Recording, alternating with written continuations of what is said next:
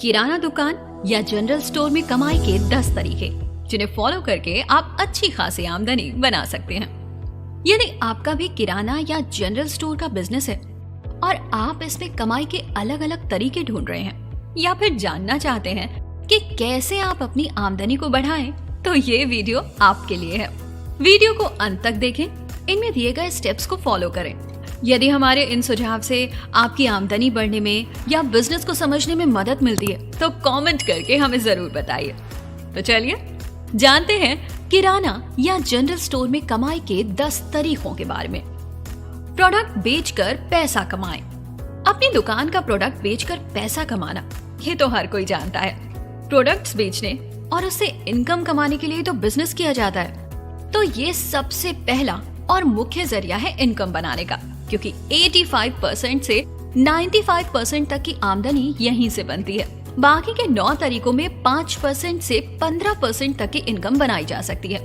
ये side income या बचत इनकम होती है, जिससे आप अपने पूरे बिजनेस को मेंटेन भी कर सकते हैं। Price collection profit. मार्केट से अगर हम प्राइस इंफॉर्मेशन पता करके कम कीमत में प्रोडक्ट खरीदते हैं तो उस वस्तु की रिटेल बिक्री करने पर वस्तु की कीमत बढ़ जाती है। इसलिए जब भी अपनी दुकान के सामानों की खरीदारी करें तो आसपास के दुकानदारों और जानकारों से बात जरूर करें। इससे आपको सामान खरीदने की सही लागत पता होगी और आप अपना मुनाफा कमाकर बेचने के लिए उतार सकते हैं। Quantity based margin.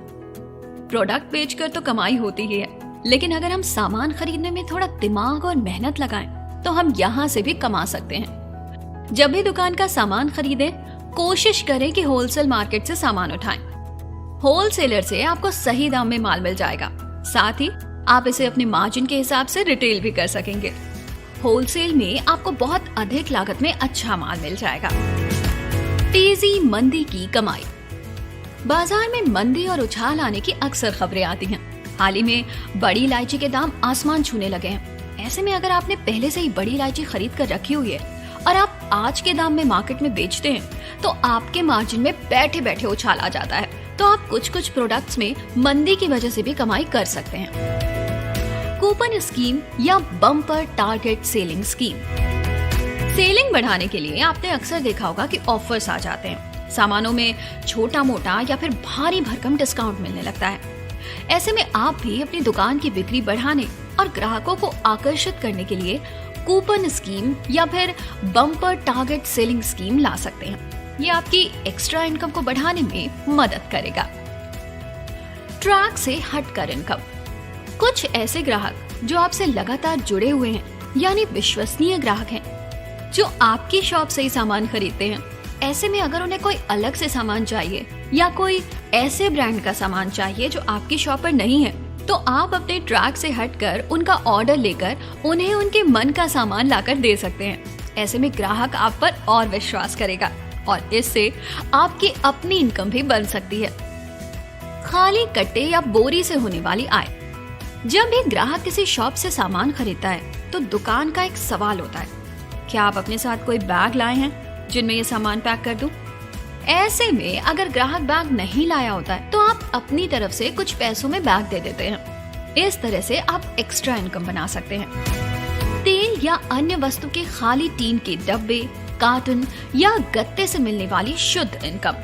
खाली तेल के डिब्बे या अन्य वस्तुओं के डिब्बे, कार्टन या गत्ते को आप कबाड़ी वाले को देकर एक्स्ट्रा इनकम बना सकते हैं। कैरी बैग और रस्सी की रीयूज वाली बचत इनकम।